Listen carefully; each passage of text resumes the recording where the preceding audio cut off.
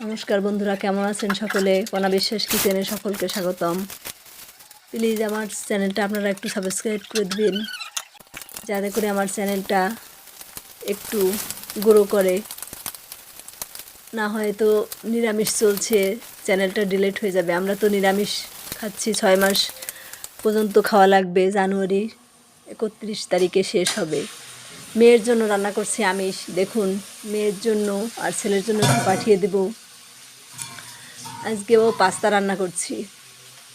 পাস্তাটা আমি আগেই সিদ্ধ করে যখন একটু নরম হয়েছে ঠান্ডা জল দিয়ে ঠান্ডা করে নিয়েছি। আর এখন ফ্রাই প্যানে তেল দিয়ে দিয়েছি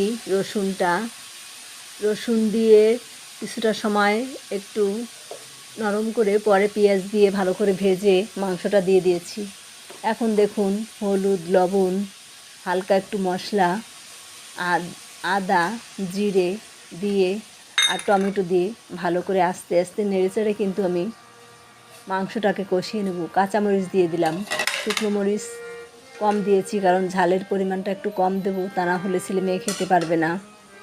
দেখুন, ভালো করে কষিয়ে নিচ্ছি কিন্তু মাংসটা।